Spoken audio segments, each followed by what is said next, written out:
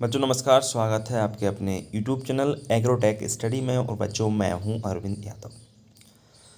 जैसा कि आप जानते हैं बच्चों, 12th एग्रीकल्चर की क्लासेस स्टार्ट हो गई हैं। आप लोग अच्छी प्रकार से तैयारी जो है कर रहे होंगे। और कल जैसे वीडियो नहीं आ पाया था तो इसलिए मैंने कोशिश की कि जल्दी से जल्दी आपको आज दो वीडियो आपको डालूंगा। एक आज सुबह अभी डाल ही रहा हूँ, इसके बाद शाम को भी एक वीडियो आपका 12th एग्रीकल्चर का आ जाएगा। ठीक है ना। बच्चों एक आपको इन्फॉर्मेशन भी देनी थी। वैसे कल मैं दे चुका हूँ, आज फिर दे रहा हूँ। MPPAT के फॉर्म आ गए हैं। जो छात्र अभी MPPAT की तैयारी कर रहे हैं वो ज़रूर फॉर्म डालें। दूसरे जो 12th में अभी पढ़ रहे हैं बच्चे वो भी देकर दे सकते हैं एग्ज़ाम। देखकर देख लें कि किस प्रकार का आपका एग्ज़ाम आता है, किस प्रकार के क्वेश्चन आपके MPPAT में पूछे जाते हैं। तो वो फॉर्म डाल दें। फॉर्म का खर्चा कोई ज़्यादा नहीं है। OBC और जनरल का 500 रुपये है, जबकि SC एवं ST छात्रों के लिए 250 रुपये का आपका खर्चा आना। तो खर्चे के लिए न डरें। बाकी इससे इतना तो पता चलेगा कि किस प्रकार के एग्ज़ाम में क्वेश्चन पूछे जाते हैं। ठीक है ना। तो आप दे सकते हैं।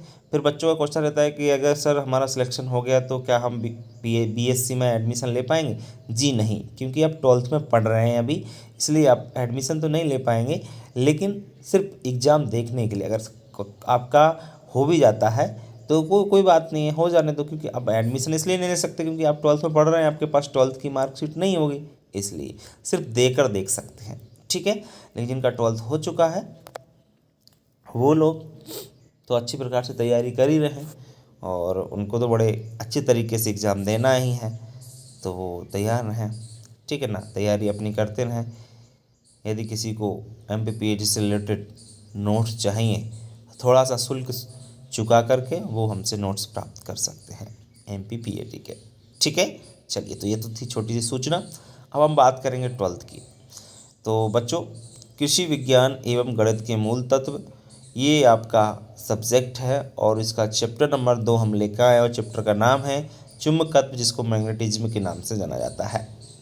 बच्चों, यह चैप्टर आपके एग्ज़ाम में, बोर्ड के एग्ज़ाम में 4 नंबर का पूछा जाएगा, जिसमें आपका 2 नंबर का, सॉरी 4 नंबर का नहीं, 3 नंबर का, सॉरी ध्यान रखें, 3 नंबर का ये आपका चैप्टर है, जिसमें आपका 2 नंबर का एक प्रश्न तथा एक OT इस चैप्टर से पूछा जाएगा। ठीक है। चलिए, तो ज़्यादा समय आपका ख़राब नहीं करेंगे हम, और बस आप वीडियो को अंत तक बने रहिएगा। ये एलिमेंट ऑफ साइंस के जितने भी चैप्टर हैं, सभी चैप्टर समझने वाले चैप्टर होते हैं। इन चैप्टर को अगर जिसने अच्छी प्रकार से समझ लिया ना, वो कभी भी एलिमेंट ऑफ साइंस में कम नंबर नहीं लाया, हमेशा 60+ नंबर जाएगा। क्योंकि एलिमेंट ऑफ साइंस टोटल समझने वाले चैप्टर्स हैं। इन चीज़ों को आपको समझना है। जैसे प्रकाश हमने पढ़ाया था, जिन छात्रों ने पढ़ा होगा उनको अच्छी प्रकार से वो चैप्टर समझ में आ गया होगा। ठीक है। तो बच्चों, ज़्यादा समय ना खराब करते हुए हम इस वीडियो की शुरुआत कर लेते हैं। एक बात और कहना चाहूँगा, यदि आप हमारे यूट्यूब चैनल पर नए हैं तो चैनल को सब्सक्राइब करें।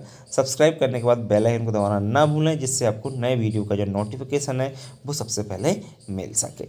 ठीक है। चलिए बच्चों, तो बच्चों सबसे पहले हम बात करेंगे चुंबक किसे कहते हैं। बच्चों, चैप्टर 2 जो है, 2 नंबर का क्वेश्चन इस चैप्टर से पूछा जा रहा है, तो उसी प्रकार से प्रश्न हमने इस वीडियो में बनाए हैं। ठीक है, ये ध्यान रखें आप लोग। OT आपके इसमें से पूछे जाएंगे। OT हमने चैप्टर के लास्ट में आपको जोड़ दी हैं, तो OTओं को भी आप लोग पढ़ लें। ठीक है। चलिए, चुंबक किसे कहते हैं। बाह्य पदार्थ जो चुंबकीय वस्तुओं जैसे लोहा, निकल, कोबाल्ट को अपनी ओर आकर्षित करता है, चुंबक कहलाता है। आप सब लोग जानते हैं, जो चुंबक होता है, चुंबकीय वस्तुओं, चुंबकीय मतलब उससे चिपकने वाली कोई वस्तुओं को अपनी ओर आकर्षित करता है। अब चुंबक से कौन कौन सी वस्तु चिपक सकते हैं? जैसे लोहा है, निकिल है, कोबाल्ट है। ये वस्तु से खींचने वाली, आकर्षित होने वाली वस्तु हैं। तो उनको अपनी ओर अगर आकर्षित करता है ना, तो उसी जनरली हम लोग क्या कह देते हैं? चुंबक कहते हैं। सब लोगों ने चुंबक देखा भी होगा। जो छोटे बच्चे हैं वो तो चुंबक के बारे में अलग तरीके से जानते हैं, लेकिन आप 12th में पढ़ रहे हो ना, तो आप जानते होंगे चुंबक। चुंबक जो स्पीकर में लगी रहती है, ऊपर रहती है, देखा होगा आपने जनरली, है ना। बहुत सारे छात्रों ने देखा होगा, बहुत सारों ने नहीं भी देखा होगा। ठीक है, कोई बात नहीं है, नहीं देखा है तो, बाकी देखा तो अच्छी बात है, आप समझ रहे होंगे कि चुंबक कैसा होता है। अब हम चुंबक के प्रकारों की बात करें। चुंबक दो प्रकार के होती है बच्चों। सबसे पहले होती है प्राकृतिक चुंबक, नेचुरल मैग्नेट। तो प्रकृति द्वारा प्राप्त चुंबक प्राकृतिक चुंबक कहलाती है।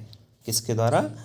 प्रकृति द्वारा प्राप्त। अगर वो प्रकृति में पहले से ही है चुंबक, उसको किसी व्यक्ति विशेष ने नहीं बनाया है, वो अपने आप ही हमें प्रकृति में मिली है।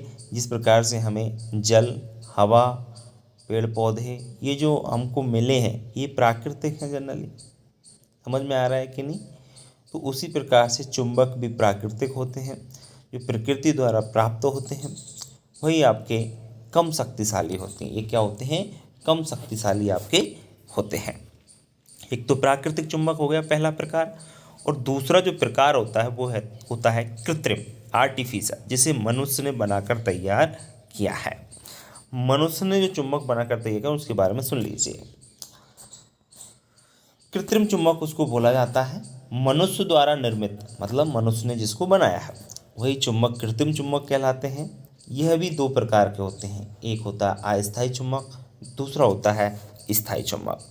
कृत्रिम चुंबक मनुष्य द्वारा निर्मित चुंबक होते हैं बच्चों, और यह भी आपके दो प्रकार के होते हैं, एक तो टेम्पररी मैग्नेट और दूसरा परमानेंट मैग्नेट।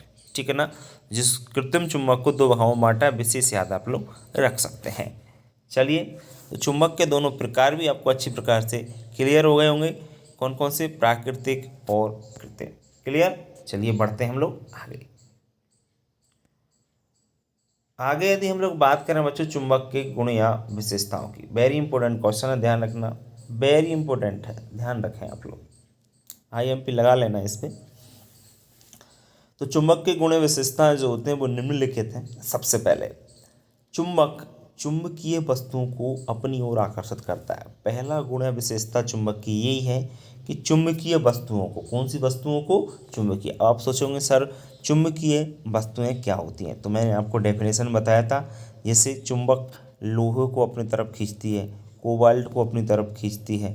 तो ये जो वस्तुएं होती हैं, खासकर लोहा होता है वैसे, तो जो वस्तुएं चुंबक से चिपक जाती हैं, सीधी सी बात है, वही आपकी क्या होती हैं? चुंबकीय वस्तुएं होती हैं। तो चुंबक चुंबकीय वस्तुओं को अपनी ओर आकर्षित करता है। ये पहला चुंबक का गुण होता है कि वो चुंबकीय वस्तुओं को अपनी ओर खींच लेता है। इसके बाद चुंबक को स्वतंत्रता पूर्वक लटकाने पर यह उत्तर दक्षिण दिशा में ठहरता है। बहुत इंपॉर्टेंट पॉइंट है। देखो, चुंबक को ऐसे बांधिए, आप रस्सी से बांध लीजिए या किसी धागे से बांध लीजिए, और इस प्रकार से उसको पकड़ करके लटका दीजिए, तो वो हमेशा उत्तर एवं दक्षिण दिशा में ठहरेगा। उसका जो चुंबक होगा, जैसे लंबा एक चुंबक होगा, मैं आपको एक चित्र बता देता हूँ, देखिए हम किस प्रकार से इसको लटका सके, आपको देख लीजिए, थोड़ा चुंबक का चित्र देख लीजिए आप लोग देख सकते हैं ये एक चुंबक है, यह एक क्या है? चुंबक है। आपको अच्छी प्रकार से दिख रहा होगा। अगर हम इसको यहाँ पर धागा बांधें और इस प्रकार से इसको लटका दें, इसमें आपको ये हमेशा नॉर्थ एवं साउथ में ही ठहरेगा। इधर आपकी समझ लीजिए उत्तर दिशा है, और इधर आपकी कौन सी दिशा है? दक्षिण दिशा है। तो इसको लटकाने पर हमेशा ये उत्तर एवं दक्षिण दिशा में ही ठहरता, क्योंकि चुंबक में दो पोल होते हैं, दो ध्रुव होते हैं। एक होता है उत्तरी ध्रुव और एक होता है दक्षिणी ध्रुव। दोनों ध्रुवों को याद रखेंगे आप लोग। ठीक है, ये चुंबक है, इसमें दो ध्रुव होते हैं, एक उत्तरी ध्रुव होता है, एक दक्षिणी ध्रुव होता है। और पृथ्वी में भी आपको मालूम हुआ एक उत्तरी ध्रुव होता है और एक दक्षिणी ध्रुव होता है। ठीक है ना?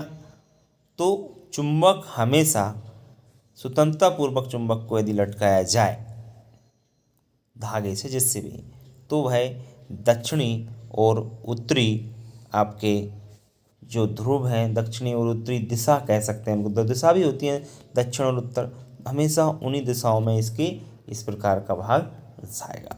ठीक है, उम्मीद करता हूँ अब आपको अच्छी प्रकार से क्लियर हो गया होगा। अब बात करते हैं हम आगे नेक्स्ट पॉइंट की। देखिए नेक्स्ट पॉइंट क्या है।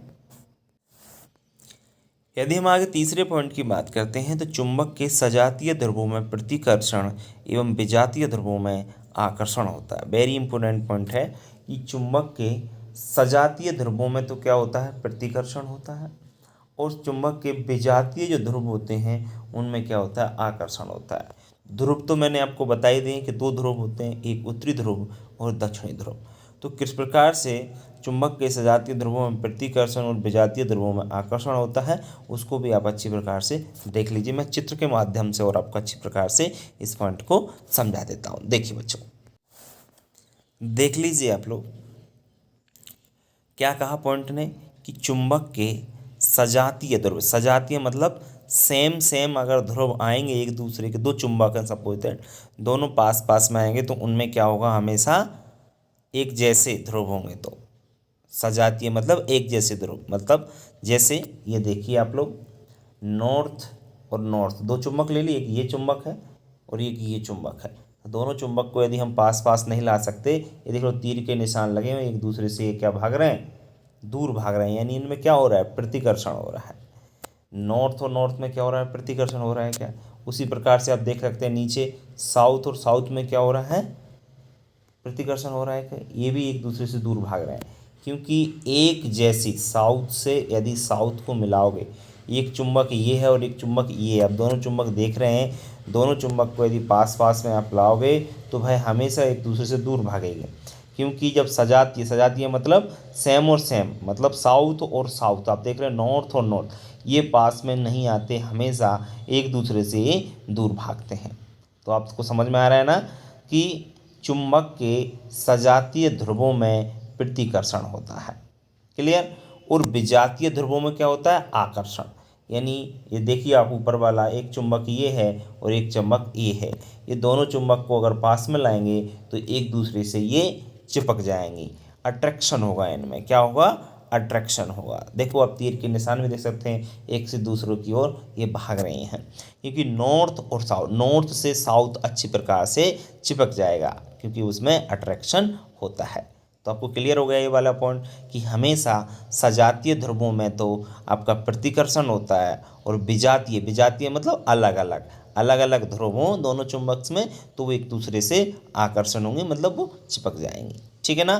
तो आपको अच्छी प्रकार से ये वाला पॉइंट भी क्लियर हो गया होगा। ठीक है बच्चों, बात करते हैं नेक्स्ट पॉइंट की।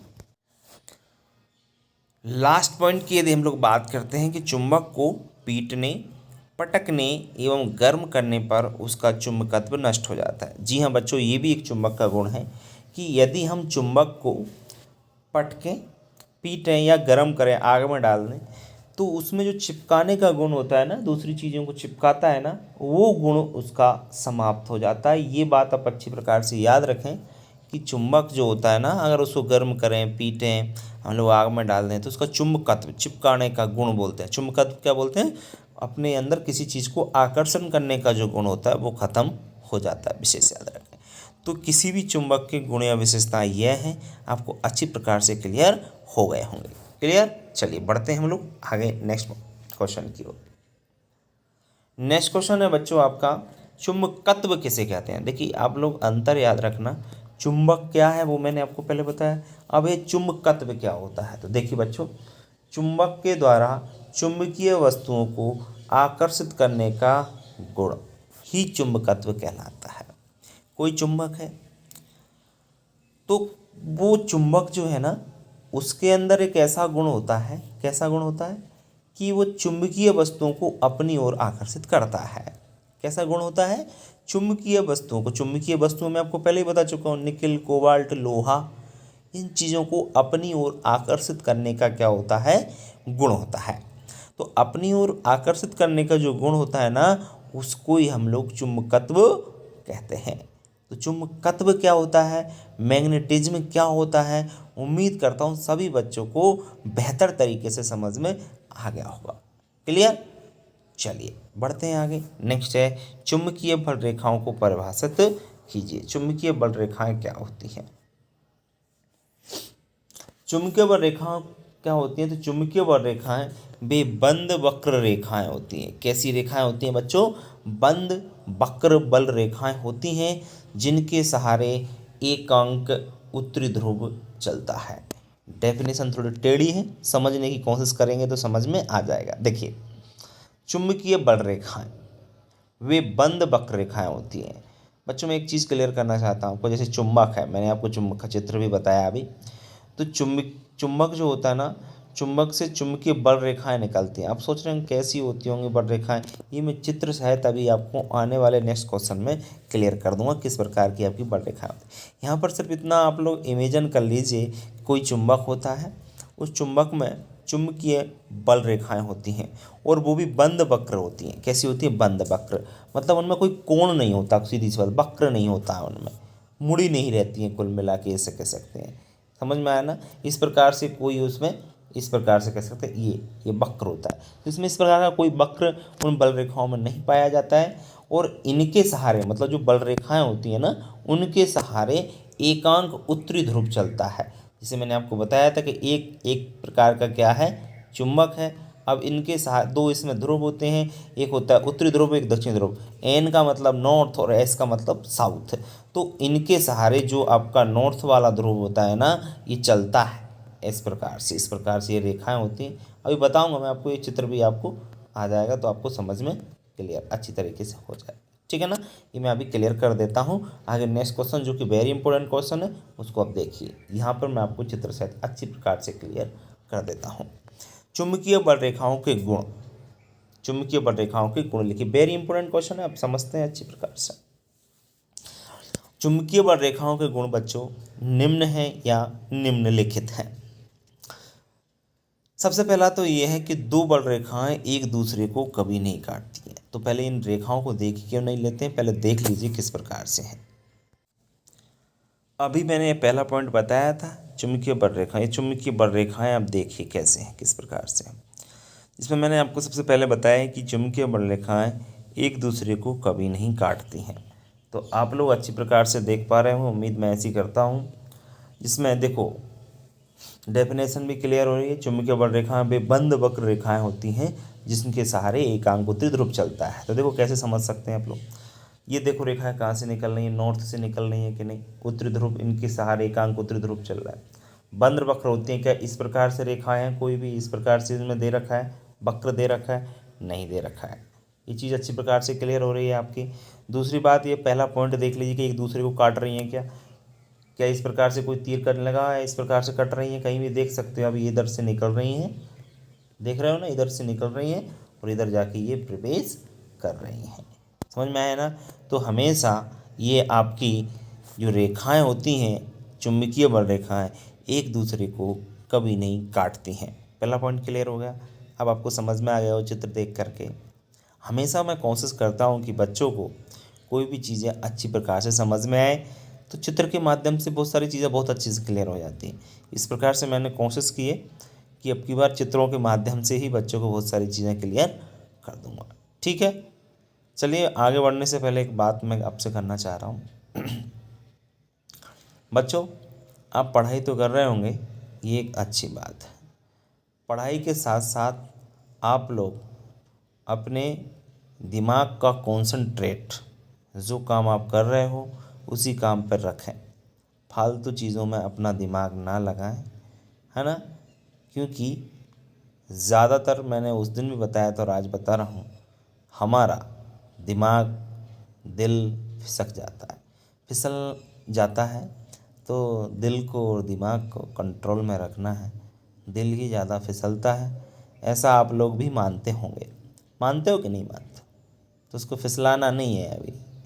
चाहे गर्ल्स हों या बॉयज़ जो भी पढ़ रहे हैं, उनसे मैं कहना चाहता हूँ, जो अभी अट्रैक्शन होता है साइकोलॉजी के अनुसार, अट्रैक्शन इस उम्र में, उससे जहाँ तक है अट्रैक्शन तो होगा, लेकिन आप लोग थोड़ा दूरी बनाए रखें। यदि आपको अच्छी प्रकार से मेहनत करके अच्छी सफलता पाना है तो कंट्रोल आपको रखना ही होगा। तो आप लोग अपना पूरा कंसंट्रेट अपनी पढ़ाई पर लगाएं, इन चीज़ों से बचें कि वो ज़्यादा आपके कह सकते हैं पढ़ाई के लिए वो सब चीज़ें ठीक नहीं है। ये उम्र ऐसी ही उम्र है। इस उम्र पर जिन भी बच्चों ने, चाहे वो गर्ल्स हों या बॉयज़ हों, अपने आप को अगर कंट्रोल कर लिया तो वो लाइफ में कभी भी असफल नहीं होंगे। इस उम्र पे 90% बच्चे, 90% लोग फिसल जाते हैं। तो उस फिसलन से जितनी जल्दी मतलब जो भी बच्चा अपने आप को नियंत्रण कर पाया, अपने आप पे कंट्रोल कर पाया, अपनी इंद्रियों को बस में कर पाया, वो बच्चा बहुत ही बेहतर करेगा आगे रिजल्ट में। ठीक है, चलिए तो ये तो थी कुछ सीरियस टाइप की बात। अब बात करें हम पढ़ाई की। नेक्स्ट पॉइंट पे आ जाइए। नेक्स्ट पॉइंट की हम बात करें, दो बड़ रेखाएं एक दूसरे को कभी नहीं काटती। अभी मैंने बता दिया आपको चित्र के माध्यम से। यह उत्तरी ध्रुव से निकलकर दक्षिण ध्रुव में, ये भी मैंने बताया आपको कि उत्तरी ध्रुव से वो निकल रही हैं रेखाएं, और उत्तरी ध्रुव से जस्ट निकल करके और वो दक्षिण ध्रुव में क्या कर रही थी, प्रवेश कर रही थी। अभी अपने चित्र के माध्यम से देख भी लिया ये चीज़ भी। इनमें लंबाई की दिशा में तनाव होता है। तनाव का मतलब कह सकते हैं ये लंबाई की दिशा में इनमें क्या होता है, खिंचाव होता है, खिंचती हैं। जैसे उत्तरी ध्रुव से निकल कर सीधे दक्षिण ध्रुव में जैसे प्रवेश कर रही हैं, तो इनमें क्या हो रहा है बच्चों, खिंचाव हो रहा है, उधर की ओर तनाव हो रहा है। यह पृष्ठ के लंबवत प्रारंभ होकर लंबवत ही समाप्त हो जाती है। मतलब ये लंबाई में ही प्रारंभ होती हैं और लंबाई में ये क्या हो जाती हैं, समाप्त हो जाती हैं। ऐसा तो नहीं है कि यहाँ पर आई और इधर से यूँ वो करके और फिर जाएंगी ना, सीधी इस प्रकार से आई और इस प्रकार से प्रवेश आप लोग कर रही हैं। दोनों तरफ से आपने अच्छी प्रकार से इसको देख लिया है। तो चुंबकीय बल रेखाओं के क्या गुण होते हैं, उम्मीद करता हूँ सभी छात्रों को बहुत अच्छी प्रकार से समझ में आ गए हों। किसी भी छात्र को कोई समस्या नहीं होगी चुंबकीय बल रेखाओं में। ठीक है, अब बढ़ेंगे हम लोग आगे नेक्स्ट क्वेश्चन की ओर। चुंबकीय प्रभावकारी लंबाई क्या है? चुंबकीय प्रभावकारी लंबाई क्या है? चुंबक के दोनों ध्रुवों में, धर्मों को गलत कर लीजिए, सही कर लीजिए, इसको क्या है, इसको ध्रुव कर लीजिए। दोनों ध्रुवों में, ध्रुव आपने देख लिए, दो ध्रुव होते हैं नॉर्थ और साउथ। चुंबक के दोनों ध्रुवों के बीच की दूरी को चुंबक की प्रभावकारी लंबाई कहते हैं। बहुत सिंपल क्वेश्चन है। चुंबक की प्रभावकारी लंबाई क्या है, इसको मैं चुंबक बना के आपको समझाने की कोशिश करता हूँ। एक तरफ क्या है, नॉर्थ है, एक तरफ क्या है, साउथ है। ये आपका एक चुंबक है ना। तो ये कह रहे हैं चुंबक के दोनों ध्रुवों के बीच की दूरी, दोनों ध्रुव है, एक नॉर्थ है और साउथ है, दोनों की जो बीच की दूरी है ना, वही चुंबक की क्या कहलाती है, प्रभावकारी लंबाई कहलाती है। यहाँ से यहाँ तक की जो दूरी है पूरी, वही उसकी क्या कहलाएगी, प्रभावकारी। जहाँ तक उनका प्रभाव रहता है अपना अपना, वही उनकी प्रभावकारी लंबाई कहलाती है। समझ में आ रहा है कि नहीं आ रहा है? चुंबक के दो ध्रुव हैं नॉर्थ और साउथ, दोनों के बीच की जो दूरी है, मतलब दोनों ध्रुवों के बीच की दूरी, ध्रुव यानी नॉर्थ और साउथ, दोनों ध्रुवों के बीच की दूरी आपकी चुंबक की प्रभावकारी लंबाई कहलाती है। किसी को पॉइंट्स में प्रॉब्लम है क्या? नहीं होना चाहिए प्रभावकारी लंबाई में। चुंबकीय अक्ष क्या है, इसको भी समझिए आप लोग। चुंबकीय अक्ष को, चुंबक के दोनों ध्रुवों को मिलाने वाली काल्पनिक रेखा चुंबकीय अक्ष कहलाती है। देखो चुंबक के दोनों ध्रुव वैसे मिलते नहीं है, लेकिन हम एक कल्पना कर सकते हैं। देखो ये चुंबक है, एक तरफ नॉर्थ है, एक तरफ साउथ है। तो ये हमने एक रेखा खींची, ये वाली, ये बीच वाली ये रेखा खींची। दोनों ध्रुव मिल रहे हैं कि नहीं मिल रहे हैं? नॉर्थ इधर से आया, साउथ इधर से आया, बीच में हमने एक कल्पना कर ली कि यहाँ पर क्या होगा, आपका चुंबकीय अक्ष होगा। तो वही तो कह रहे हैं वो, चुंबक के दोनों ध्रुवों को, दोनों ध्रुव को मिलाने वाली, यहाँ पर मिल गए क्योंकि इधर इसका नॉर्थ का प्रभाव है, इधर साउथ का प्रभाव है, दोनों का अपना अपना प्रभाव है। तो दोनों ध्रुवों को मिलाने वाली काल्पनिक रेखा, काल्पनिक रेखा का मतलब है हम लोग कल्पना कर सकते हैं कि ये रेखा यहाँ पर होगी। क्लियर नहीं होता है, बड़ा मुश्किल होता है बताना। तो आपको समझ में आ रहा होगा, काल्पनिक मतलब हम लोग सिर्फ कल्पना कर सकते हैं, उसी को हम लोग चुंबकीय अक्ष कहते हैं। बस आपको एक लाइन याद रखनी है कि चुंबक के दोनों ध्रुवों को, उनको दोनों ध्रुवों को मिलाने वाली काल्पनिक रेखा ही आपकी क्या कहलाती है, चुंबकीय अक्ष कहलाती है। ठीक है, तो चुंबकीय प्रभावकारी लंबाई क्या है और चुंबकीय अक्ष क्या है, दोनों ही चीज़ बड़े अच्छी प्रकार से आपकी क्लियर हो गई होंगी। अब बढ़ेंगे हम लोग आगे। नेक्स्ट बच्चों, चुंबकीय प्रेरण क्या है? चुंबकीय प्रेरण क्या होता है समझिए। चुंबक की उपस्थिति में, चुंबक की उपस्थिति में चुंबकीय पदार्थ में, चुंबक की उपस्थिति में चुंबकीय पदार्थ में चुंबकत्व का गुण उत्पन्न होने की घटना चुंबकीय प्रेरण कहलाती है। बड़ा अच्छा क्वेश्चन है और इसको समझने के लिए हमको एक चुंबक बनाना पड़ेगा। देखिए मैं चुंबक बनाता हूँ, ये चुंबक बना दिया मैंने, ये चुंबक है, एक तरफ नॉर्थ है और एक तरफ साउथ है। ये चीज़ भी क्लियर कर लो, ठीक है। ये क्या कह रहे हैं अब समझिए आप लोग। चुंबक की उपस्थिति में, ये चुंबक कहीं रखा हुआ है, सपोज दैट चुंबक की उपस्थिति में चुंबकीय पदार्थ में। अब चुंबकीय पदार्थ मतलब यहाँ पर एक लोहा रखा हुआ है, निकल मान लो, कुछ भी मान लो, ये लोहा रखा हुआ है, ठीक है ना। चुंबकीय पदार्थ में चुंबकत्व का गुण। अब चुंबकत्व का गुण क्या मतलब, मैंने आपको पहले बताते हुए चुंबकत्व गुण क्या होता है, मतलब किसी दूसरी चीज़ को और तीसरी चीज़ को ही समझ लीजिए, उसको खींचने का, अपनी ओर आकर्षित करने का गुण उत्पन्न होने की घटना ही चुंबकीय प्रेरण कहलाती है। मतलब चुंबक से तो कोई भी चीज़ अपन चिपकेगी क्योंकि उसके अंदर तो चुंबकत्व गुण है, लेकिन अगर उसके पास में कोई चुंबकीय पदार्थ भी रखा है, मतलब जैसे लोहा रखा हुआ है चुंबक के पास में, तो लोहा में भी चुंबकत्व का गुण उत्पन्न हो जाए, मतलब उस लोहे में भी ऐसा गुण आ जाए, कौन सा गुण, और तीसरी वस्तु को कोई चिपका ले। लोहा ही अपनी किसी और दूसरा लोहा रखा हो तो उसके अपनी ओर आकर्षित कर ले, कोई और चीज़ रखी हुई है जो जिसमें गुण हो चिपकने का, तो उस लोहे से ही चिपक जाए, मतलब उस लोहे में भी चुंबकत्व का गुण उत्पन्न हो गया। तो उस घटना को ही हम लोग जनरली चुंबकीय प्रेरण कहते हैं। समझ में आ रहा है कि नहीं आ रहा है, एक बार और क्लियर कर देता हूँ। चुंबक की उपस्थिति में कहीं पे चुंबक रखा हुआ है, चुंबक के पास में ही कोई लोहे रखा हुआ है, उस लोहे में भी चुंबकत्व का गुण उत्पन्न हो गया है, वो अपनी ओर और चीज़ों को भी खींच सकता है, उसे हम लोग जनरली चुंबकीय प्रेरण कहते हैं। क्लियर हुआ है कि नहीं, उम्मीद करता हूँ सबका हो गया होगा। आगे हम बात करते हैं 10वें क्वेश्चन की, चुंबकीय क्षेत्र किसे कहते हैं। बच्चों चुंबकीय क्षेत्र क्या होता है समझिए। चुंबक के चारों ओर का वह क्षेत्र जहाँ चुंबक का प्रभाव अनुभव किया जा सके चुंबकीय क्षेत्र कहलाता है, और इसका मात्रक वेबर प्रति मीटर होता है। इसको भी अच्छी प्रकार से समझने के लिए हम उस चित्र की आवश्यकता होगी। देखो मैं बनाता हूँ, सपोज दैट ये चुंबक है, एक तरफ नॉर्थ है, एक तरफ साउथ है। चलिए अब समझिए, चुंबक के चारों ओर का वह क्षेत्र, ये चुंबक रखा हुआ है, इसका चारों ओर का क्षेत्र ये वाला, ये मैंने बना लिया चारों ओर का क्षेत्र, चारों तरफ का क्षेत्र, जहाँ चुंबक का प्रभाव अनुभव किया जा सके। मतलब ये क्षेत्र ऐसा है, ये वाला क्षेत्र यहाँ से लेके यहाँ तक, यहाँ तक, यहाँ तक ये बना है। यहाँ कोई भी अगर कोई लोहे वोहे रखा जाए तो चुंबक उसको अपनी ओर खींच लेगी। क्या कर लेगी, खींच लेगी, क्योंकि वहाँ पर चुंबक का प्रभाव अनुभव किया जा रहा है, इसलिए चुंबक उसको अपनी ओर क्या कर लेगी, आकर्षित कर लेगी।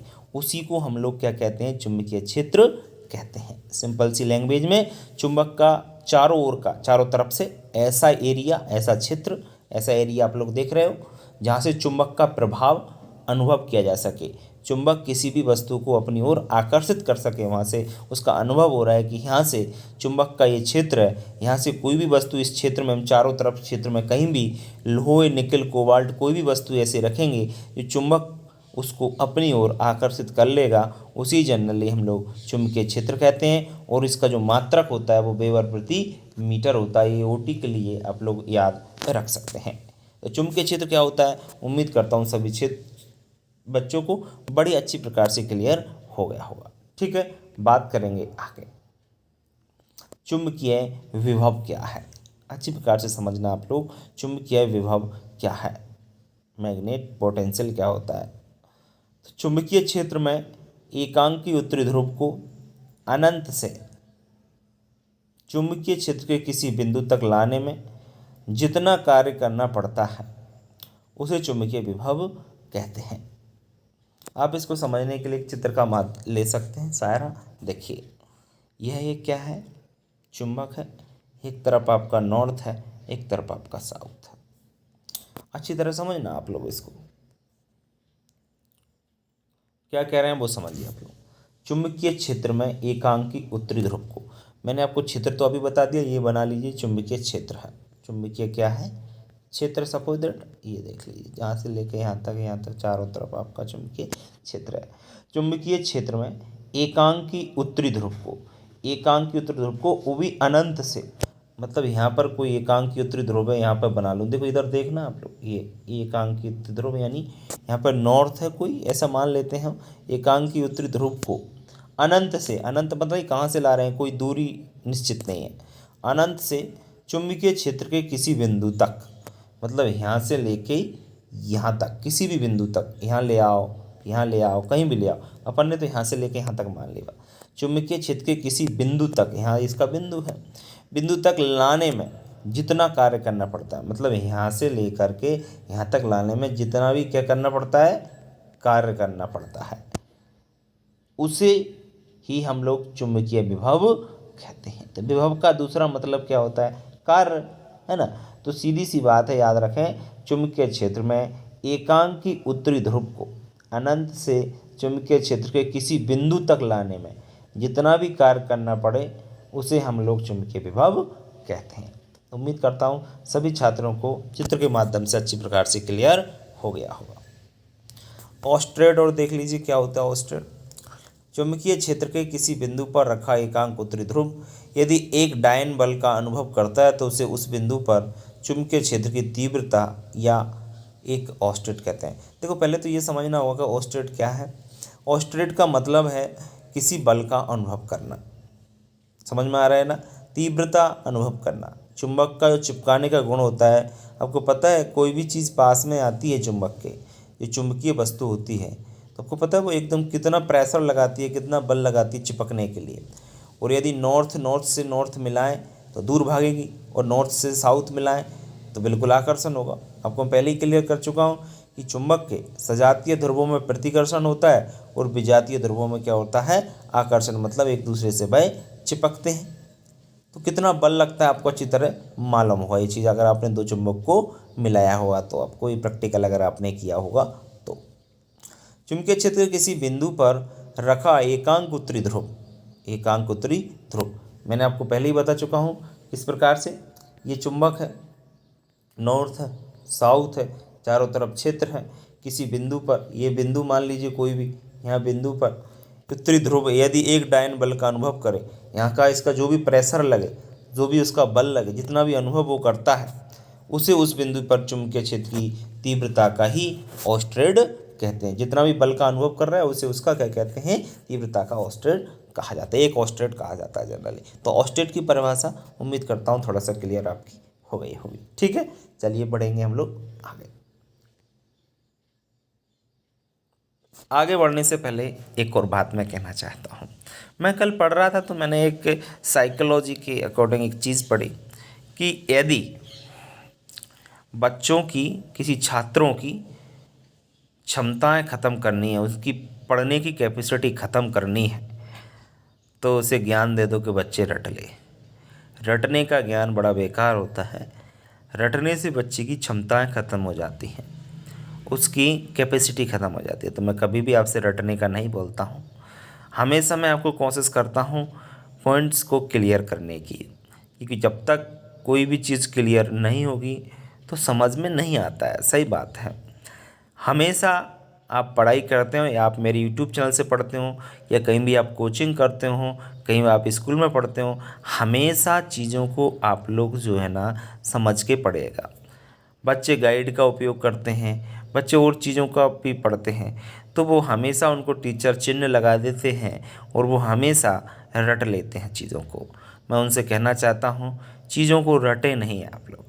आप जो भी चीज़ें हैं, क्वेश्चन है, आंसर, जो भी चीज़ है, हमेशा उनको समझ के पढ़िए, नहीं तो आपकी क्षमताएँ इतनी ख़त्म हो जाएंगी कि आने वाले समय में आगे आप कोई भी परीक्षा क्वालिफाई नहीं कर पाओगे, आप पीछे रह जाओगे। माना कि कुछ चीज़ याद करने की होती है, लेकिन ज़्यादातर 90% चीज़ें आपको समझने की हैं। चीज़ें यदि समझ में आएंगी, आंसर आपको समझ में आएंगे, जो भी, तो आपकी नॉलेज बढ़ेगी। नॉलेज बढ़ेगी तो उसका उपयोग आप लोग आगे चल के बहुत बेहतर तरीके से कर पाओगे।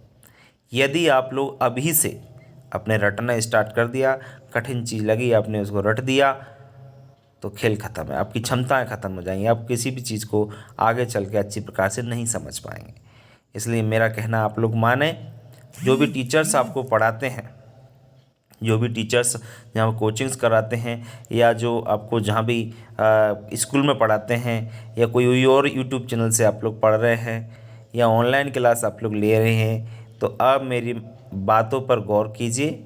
आपको चीज़ें रटना नहीं है, आप पूछिए। आप पैसे देते हैं कोचिंग्स में, आप पैसे देते हैं स्कूल में, फीस देते हैं, तो आप उनसे, टीचर्स जो भी पढ़ाते हैं उनसे पूछिए इसका मतलब बताइए। इस दुनिया में हर चीज़ का मतलब होता है, एक एक पॉइंट का मतलब होता है, और ये चीज़ आप लोग नोटिस भी कर रहे होंगे। मैं आपको पढ़ा रहा हूँ तो मैं आपको एक एक पॉइंट क्लियर करने की पूरी तरीके से कोशिश कर रहा हूँ कि आपको समझ में आए, ज़रूर आए। क्यों नहीं आएगा समझ? अगर कोई समझाने वाला बेहतर हो, मार्गदर्शन देने वाला यदि अच्छा होगा, तो मार्गदर्शन लेने वाला भी उसको बहुत अच्छी प्रकार से समझेगा। सबसे पहले जो भी आपको टीचिंग कराते हैं वह टीचर्स आपको बेहतर पढ़ाएं आगे चल के, जिससे आप सफल हो सको। ठीक है ना? तो हमेशा जब भी आप पढ़ते हो तो सिंसियरिटी लाइएगा अपने अंदर और उन चीज़ों को बेहतर समझने की कोशिश कीजिएगा, जिससे आप आगे कभी असफल ना हो। अगर आपने अभी से रटने की कोशिश की तो मुझे नहीं लगता कि आप ज़्यादा आगे बढ़ पाओगे, कहीं ना कहीं आप असफलता आपको मिल जाएगी। सफल होने के लिए हमेशा पढ़ाई का मतलब ही यही होता है कि इस प्रकार से पढ़ा जाए कि कल अगर आपसे कोई पूछे कि आपने किस प्रकार से पढ़ा, तो जिस प्रकार से एक टीचर ने आपको पढ़ाया है उसी प्रकार से आप उस व्यक्ति को उसी लैंग्वेज में उसी हिसाब से और वही सब चीज़ें जो आपने पढ़ी एवं समझी उनको आप उस व्यक्ति को समझा सको, उसको आप अच्छी प्रकार से बता सको कि आज हमने ये पढ़ा और इसका मतलब ये होता है। तो आपकी पढ़ाई का महत्व है, अन्यथा नहीं है। ये समझें आप बात को। ठीक है, तो ये तो थी जनरल बात करते हैं आगे हम नेक्स्ट। चुंबकीय क्षेत्र की तीव्रता को समझाइए। चुंबकीय क्षेत्र जो मैंने आपको 3 बार बता दिया कि चुंबकीय क्षेत्र क्या है।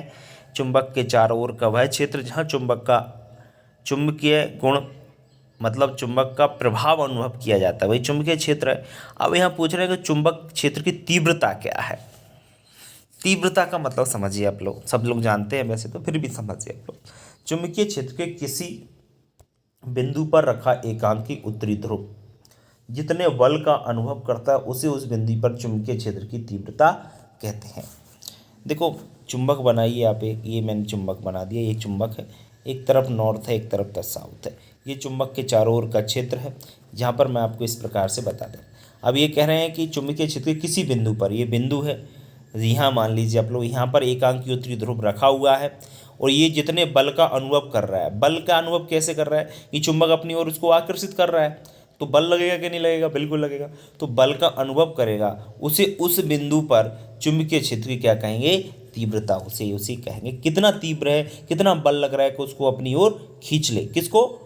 जो आपका एकांकी उत्तरी ध्रुव वहाँ पर रखा हुआ है। ठीक है, चलिए समझ में आ गया चुंबकीय क्षेत्र की तीव्रता। अब इसका सीजीएस पद्धति में मात्रक जरूर ऑस्टेड होता है, ये ओटी के लिए आप लोग याद रखें। इसका सीजीएस जो पद्धति होती है, सेंटीग्राम सेकंड जो होती है, वो आपकी ऑस्टेड होती है। ठीक है, चलिए बहुत बढ़िया। बात करते हैं हम आगे, क्यूरी ताप किससे कहते हैं? बड़ा अच्छा क्वेश्चन है। क्यूरी ताप क्या होता है? वह टेम्परेचर, ऐसा तापमान जिस पर चुंबक का चुंबकत्व समाप्त हो जाता है, उसे हम लोग क्यूरी ताप कहते हैं। देखो क्यूरी ताप का मतलब सीधा सीधा है, ये है कि यदि चुंबक को हम लोग आग में डालें और वहाँ पर टेम्परेचर, जैसे आग में तो टेम्परेचर 100 डिग्री से भी ऊपर रहता है, तो ऐसा तापमान, इतना टेम्परेचर कि जिस ताप पर चुंबक का पूरी तरीके से चुंबकत्व खत्म हो जाए, मतलब चिपकाने का गुण क्या हो जाए? खत्म हो जाए, उसे ही हम लोग क्या कहते हैं? क्यूरी ताप कहते हैं। तो क्यूरी ताप क्या होता है वो सिंपल लैंग्वेज में मैंने आपको क्लियर कर दिया। ऐसा टेम्परेचर, ऐसा चुंबक का चुंबकत्व जहाँ पर शांत हो जाए, खत्म हो जाए, वही आपका क्यूरी ताप कहलाता है। क्लियर होगा कि नहीं? क्लियर हो गया होगा। आगे बात करते हैं हम नेक्स्ट। ये हो गया क्यूरी ताप। ठीक है, आगे उदासीन रेखा किसे कहते हैं? न्यूट्रल लाइन क्या होती? चुंबक के मध्य भाग से चुंबक के लंबवत गुजरने वाली काल्पनिक रेखा, चुंबक के मध्य भाग से, मध्य मतलब बीच में, चुंबक के लंबवत गुजरने वाली काल्पनिक रेखा, हम लोग कल्पना कर सकते हैं ऐसी कोई रेखा जहाँ पर आकर्षण बल बिल्कुल शून्य होता है। आकर्षण बल क्या होता है? बिल्कुल भी शून्य होता है, वही उदासीन रेखा कहते हैं। उदासीन बिंदु पर परिणामी चुंबकीय क्षेत्र की तीव्रता बिल्कुल शून्य होती है। शून्य नहीं, शून्य बिल्कुल जीरो होती है। मतलब आप इसको अच्छी तरह समझ सकते हैं। देखो मैं समझाता हूँ आपको। एक चुंबक बनाइए आप लोग, ये देखिए चुंबक है, एक तरफ नॉर्थ है, एक तरफ साउथ है। अब ये क्या कह रहे हैं, चुंबक के मध्य भाग से, मध्य यानी बीच में, ये देखो मध्य भाग से चुंबक के लंबवत गुजरने वाली काल्पनिक रेखा, मैंने पहले ही कहा था यहाँ पे ये काल्पनिक रेखा मैंने पहले ही बना दी आपको, काल्पनिक रेखा जहाँ पर आकर्षण बल शून्य होता है। ये यहाँ पर ऐसा गुण होगा इस बीच में कि यहाँ पर कोई किसी भी चीज़ यहाँ पर नहीं चिपकेगी, बीच में चुंबक के बिल्कुल बीच में कोई भी चीज़ अगर हम चिपकाएंगे ना तो वो चिपकेगी नहीं, वहाँ पर आकर्षण बल बिल्कुल शून्य होता है, उसे ही हम लोग उदासीन रेखा कहते हैं। क्यों आप कहोगे सर ऐसा क्यों, ऐसा क्यों क्यों नहीं चिपकेगी वो, इसलिए क्योंकि नॉर्थ अपनी तरफ खींच रहा है, नॉर्थ जो पोल होगा, नॉर्थ जो ध्रुव होगा मतलब उत्तरी ध्रुव अपनी तरफ खींचता है, और जो दक्षिणी ध्रुव होता है वो उसको चिपकने नहीं देता है। तो बीच का एक ऐसा पॉइंट है जहाँ पर ना तो नॉर्थ तरफ कोई चीज़ जाएगी ना साउथ तरफ कोई चीज़ जाएगी, तो वहाँ पर वो चिपकेगी नहीं, मतलब चुंबकत्व का गुण बिल्कुल वहाँ पर क्या होगा, शून्य होगा। तो उसे ही हम लोग उदासीन रेखा कहते हैं। और उदासीन बिंदु पर परिणामी चुंबकीय क्षेत्र की तीव्रता बिल्कुल शून्य होती है, यहाँ पर उसकी तीव्रता बिल्कुल शून्य होगी, बिल्कुल भी फोर्स नहीं लगने वाला, जो उदासीन रेखा होगी वहाँ पर। क्यों नहीं होगा वो भी मैंने कारण भी आपको क्लियर कर दिया है उदासीन रेखा का, ठीक है। अब चुंबकीय ध्रुव किसे कहते हैं देख लीजिए। चुंबक के सिरों पर स्थित वह बिंदु जहाँ पर चुंबक की आकर्षण शक्ति सबसे अधिक होती है उसे चुंबकीय ध्रुव कहते हैं। और चुंबक में दो ध्रुव होते हैं, एक उत्तरी ध्रुव और दूसरा दक्षिणी ध्रुव, तो सब अच्छी तरह जानते हो, मैंने अभी बताया ये चुंबक है, एक तरफ दक्षिणी ध्रुव एक तरफ उत्तरी ध्रुव, दोनों ध्रुव हैं। अब ये कह रहे हैं कि चुंबक के सिरों पर, ये एक सिरा ये है एक सिरा ये है, दोनों सिरों पर स्थित भय बिंदु जहाँ पर चुंबक की आकर्षण शक्ति सबसे अधिक होती है। जी हाँ, यहाँ पर और यहाँ पर दोनों कोणों पर सबसे ज़्यादा चिपकाने का गुण होता है, किसी भी चीज़ को अपनी ओर आकर्षित करने का सबसे ज़्यादा गुण होता है, शक्ति होती है, सबसे ज़्यादा शक्ति होती है कि किसी भी चीज़ को अपनी ओर आकर्षित करने की शक्ति कहाँ पर होती है, उसके बिल्कुल कोणों पर, बिल्कुल उसके सिरों पर, उसे ही हम लोग चुंबकीय ध्रुव कहते हैं। इनका ही नाम हमने क्या रख दिया है, ध्रुव। एक ध्रुव ये है तो दूसरा ध्रुव ये है। और चुंबक में दो ध्रुव होते हैं, एक होता है उत्तरी ध्रुव, तो उत्तरी ध्रुव इधर है और दक्षिण ध्रुव इधर दक्षिण ध्रुव है, ठीक है ना। तो आपको क्लियर हो गया होगा चुंबकीय ध्रुव किसे कहते हैं और ध्रुव कितने होते हैं, दो आपको पहले से ही पढ़ाता चला आ रहा हूँ। आप देख रहे हो चैप्टर जब शुरू किया था जब से ही आपको पढ़ा रहा हूँ, ध्रुव एक उत्तरी ध्रुव एक दक्षिणी ध्रुव, ठीक है। तो ये आपका चुंबकीय ध्रुव क्या होता है क्लियर हो गया होगा। तो बच्चों आपके जितने भी क्वेश्चन, एक मिनट रुका है बच्चों, जितने भी क्वेश्चन आपके इस चैप्टर से बनते थे सभी क्वेश्चन मैंने क्लियर कर दिए हैं। कोई भी ऐसा क्वेश्चन आपका नहीं बचा है कि आप लोग ये कह सको कि सर ये नहीं हुआ है। अब आपको पता है कि इससे एक ओटी होने वाला है, तो ओटी जो आएगा उससे भी हम लोग डिस्कशन कर लेते हैं, ओटी किस प्रकार का भी एग्जाम में पूछा जा सकता है। देखिए आप ओटी लास्ट क्वेश्चन था चुंबकीय ध्रुव, ठीक है। चलिए तो बच्चों ये हैं आपके ओटी। सबसे पहले हम बात करेंगे लोहा, निकेल, कोबाल्ट। ये लोहे चुंबकीय पदार्थ होते हैं। पहले ही जब मैंने डेफिनेशन पढ़ाई थी तभी बता दिया था ये चीज़ तो मैंने, कि लोहा, निकेल, कोबाल्ट ये चुंबकीय पदार्थ हैं। मतलब ये चुंबक की तरफ क्या होते हैं, आकर्षित होते हैं, मतलब चुंबक से ये चिपक जाते हैं तीनों, लोहा, निकेल और कोबाल्ट, याद रखें आप, तीनों धातुएं, ठीक है। क्यूरी ताप, जो क्यूरी ताप होता है उस पर लोहे चुंबकीय पदार्थ अनुचुंबकीय पदार्थ बन जाता है। क्यूरी ताप क्या होता है मैं बताया, ऐसा तापमान जिस पर चुंबक का चुंबकत्व खत्म हो जाता है, नष्ट हो जाता है, वो क्यूरी ताप होता है। तो कोई भी लोहा, निकेल, कोबाल्ट को यदि हम लोग उस आग में डालें तो वह फिर चुंबक से नहीं चिपकेगा, या चुंबक को हम लोग आग में डालें तो चुंबक का चुंबकत्व खत्म हो जाएगा, और जब चुंबक का चुंबकत्व खत्म हो जाएगा तो उसे हम लोग अनुचुंबकीय पदार्थ कहेंगे। उसे क्या कहते हैं हम लोग, अनुचुंबकीय पदार्थ। तो याद रखें क्यूरी ताप पर लोहे चुंबकीय पदार्थ अनुचुंबकीय पदार्थ बन जाता है। एल्यूमिनियम है, सोडियम, मैग्नीज, प्लेटिनम, ऑक्सीजन, ये सभी आपके अनुचुंबकीय पदार्थ हैं।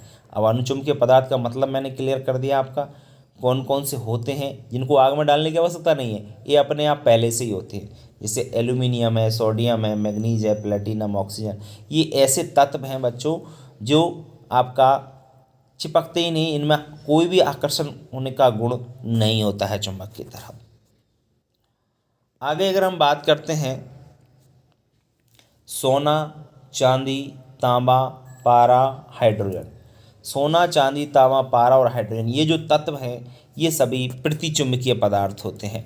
एंटी चुंबकीय इनको हम लोग कह सकते हैं, चुंबक से नहीं चिपकते हैं, ये आपके एंटी चुंबकीय पदार्थ होते हैं।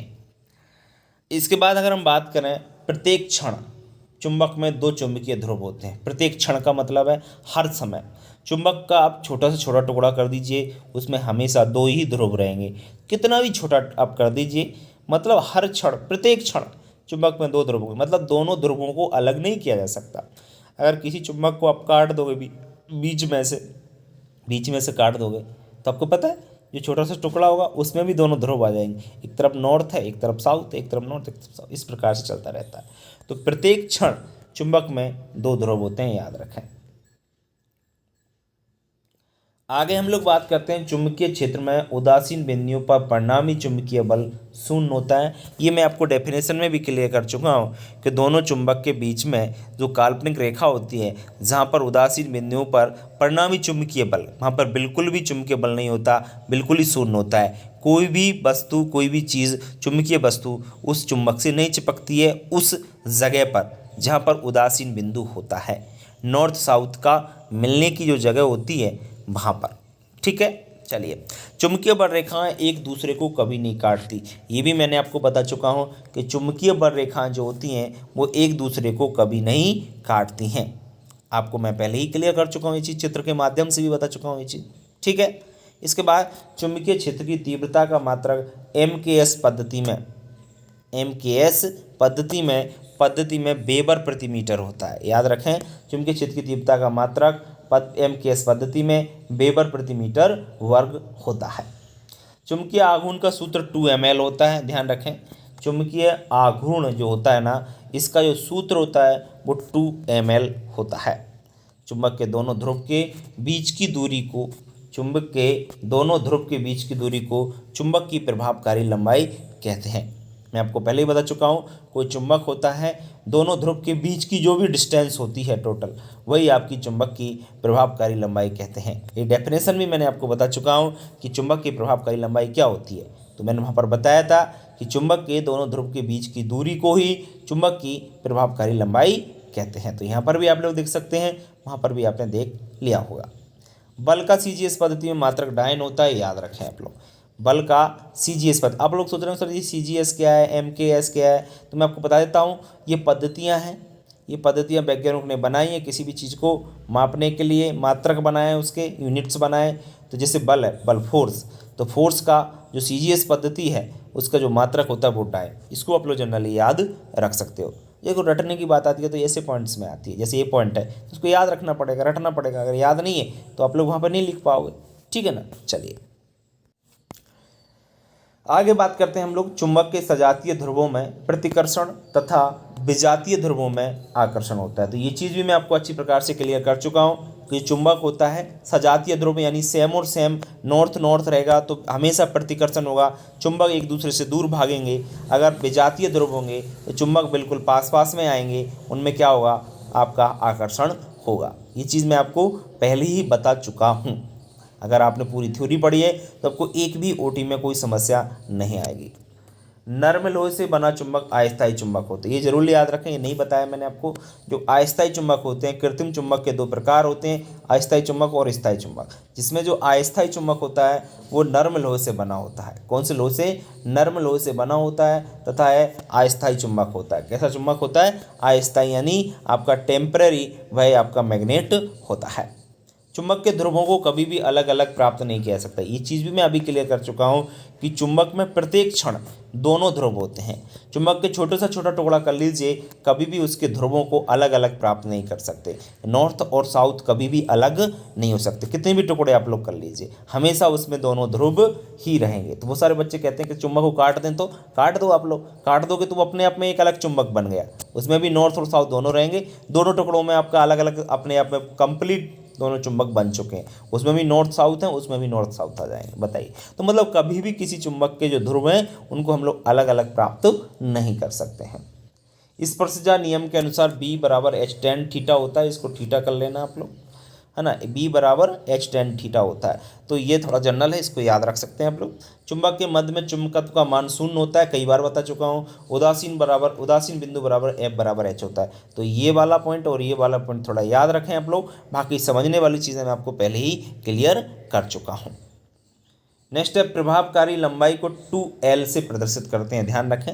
प्रभावकारी लंबाई का एक यूनिट होता है 2L, इसको याद रखें, 2L से प्रदर्शित कर सकते हैं। अच्छा, एक चीज़ और याद रखना है, देखो मैंने एक चीज़ और बताई थी आपको यहाँ पर, चुंबकीय आघूर्ण को 2ml से करते हैं, तो कन्फ्यूजन बहुत बड़ा हो सकता है, कन्फ्यूजन नहीं होना चाहिए, ध्यान रखें आप लोग। प्रभावकारी लंबाई को 2L से और चुंबकीय आघूर्ण को 2ml से, ये आप लोग याद रखें। चुंबकीय आघूर्ण का मात्रा 9 सेंटीमीटर प्रति ऑस्ट्रेट होता है, ठीक है। तो ये आपका याद रख सकते हैं इसको। तो ये थे आपके इसके ओटी और कंप्लीट आपकी थ्योरी, पूरा चैप्टर आपका कंप्लीट कर दिया है मैंने, कहीं भी किसी को कोई समस्या नहीं होगी। चुंबक से रिलेटेड 3 जो नंबर है वो आपके कंप्लीट, इससे बाहर नहीं जाएगा, आप इसको पढ़ लीजिएगा। और आप लोग को वीडियो कैसा लगा? वीडियो बहुत अच्छा लगा होगा बच्चों, मैं ऐसा उम्मीद करता हूँ, समझ में आया होगा। जिन बच्चों ने शुरू से अभी तक क्लास ली है उनको बहुत अच्छी प्रकार से समझ में आ रहा होगा। एलिमेंट ऑफ साइंस एक ऐसा हमारा सब्जेक्ट है जिसको समझे बिना काम नहीं चलेगा, समझना तो पड़ेगा। रटन विद्या ना फलंती, रटन विद्या कभी फलती नहीं है, ध्यान रखें। हमेशा चीज़ों को सब आप लोग समझ के ही पढ़िए, मैं बार बार आपसे ये कहना चाह रहा हूँ, ठीक है। अगर वीडियो अच्छा लगा तो वीडियो को लाइक करें, और एक आपसे मैं पहले से ही रिक्वेस्ट कर रहा हूँ कि बच्चों ज़्यादा से ज़्यादा शेयर करें, कि जो कमज़ोर बच्चे हैं, जो पढ़ नहीं पा रहे हैं, बड़े बड़े इंस्टीट्यूट्स में बड़ी बड़ी कोचिंग्स नहीं कर पा रहे हैं, उनके लिए ये बहुत अच्छा साबित होने वाला है। इसलिए आप लोग हमारे यूट्यूब चैनल एग्रोटेक स्टडी के बारे में सभी बच्चों को ज़रूर बताइए, ठीक है बच्चों। तो मिलते हैं नेक्स्ट वीडियो में, तब तक के लिए बच्चों मुझे आज्ञा दीजिए, नमस्कार।